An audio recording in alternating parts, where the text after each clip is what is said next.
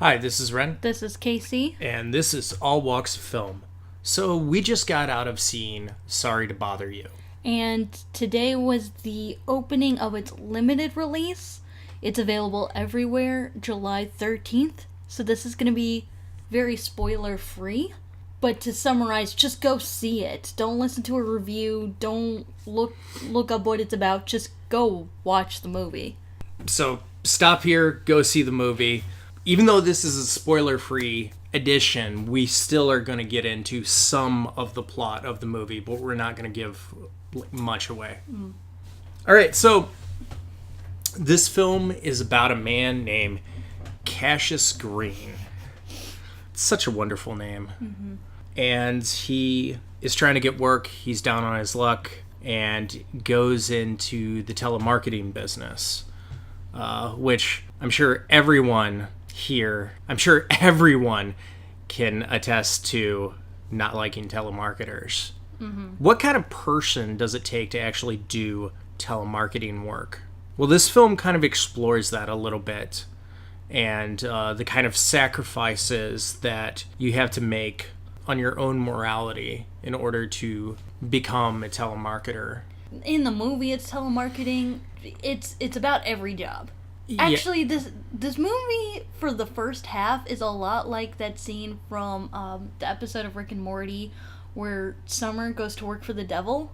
And everyone's like, how can you work for the devil? And she's like, well, you work retail. You're supporting people who make their product in sweatshops, She kind of goes on this whole tangent of, there are no evil-free jobs.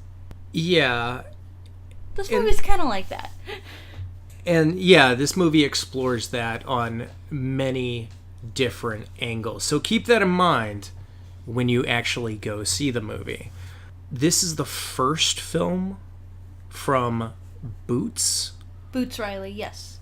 And this has just been a terrific time to watch debut filmmakers just come out with their stuff. Generally, first-time directors in franchises kind of just they can chortle my balls. I really couldn't give a shit about them.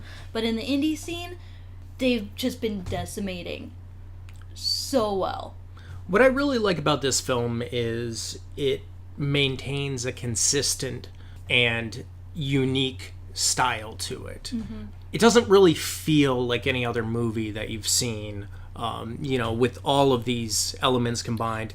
This is a production designer's dream to kind of work on it. The PD is so good, and the PD is written into the script, and just all these great insert shots were just, killing me. And this movie uses various types of effects, too, which that's pretty cool. Yeah, it was super awesome to see a lot of good practical work put into the movie.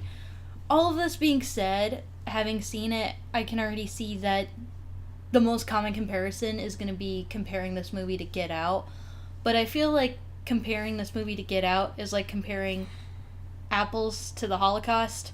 And I don't like the idea of comparing them anyway, because it kind of implies that there's not enough room for both. When, clearly there is. But if I was going to compare it to anything else, it reminds me of one movie I hold near and dear to my heart, but I can't say it, because if I do, it's a big spoiler. So I won't mention that one, but it is a Kevin Smith film. One of my favorites of his.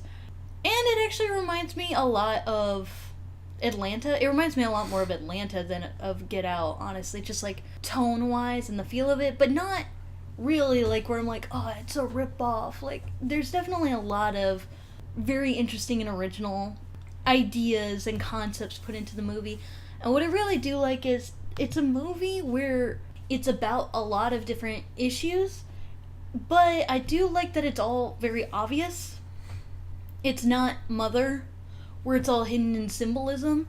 It's all out there, and I like that because it should be a movie that anyone can go watch it and start talking about it, Right. Many having to deal with, how low to mid-wage workers are treated.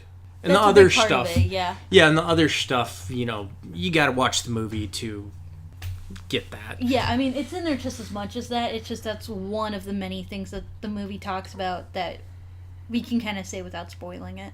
Also, really excellent direction with all of the actors. All the actors gave amazing performances. Really well directed, well cast. My biggest concern going into this movie was that Armie Hammer was in it. I just thought, I was like, oh God, no, why? He's fantastic.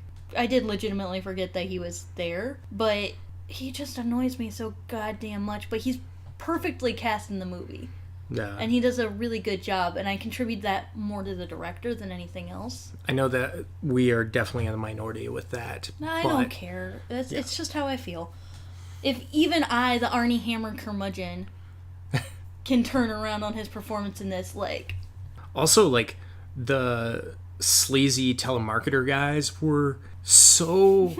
Like, they just so look... awful. I yeah, loved they it. were so awful, and they looked like the sleazy scumbags that would have this job. Mm-hmm. It was great.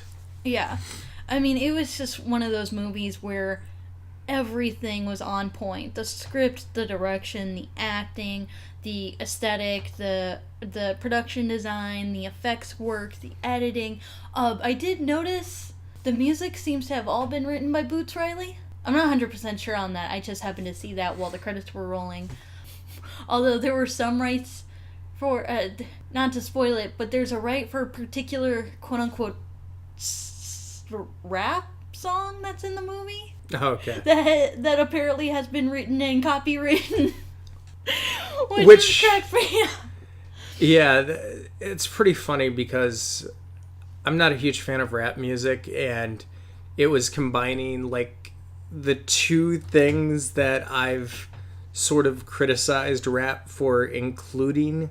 So it was also wait poking for it. fun at white people in that scene too, which we can take a hit. Yeah. It's fine.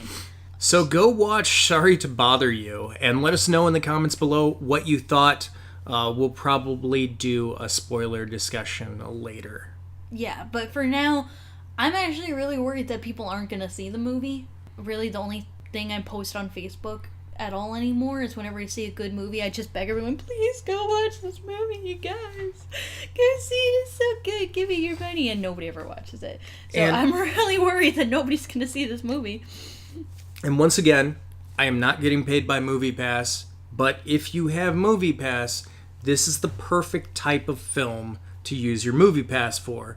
Because if you're not sure, well, at least you're not spending your hard-earned cash on it. But, like, this movie, I would say, if you don't have MoviePass and, you know, et cetera, you know, take the hit, spend your money, and then we can talk about it later. Mm-hmm.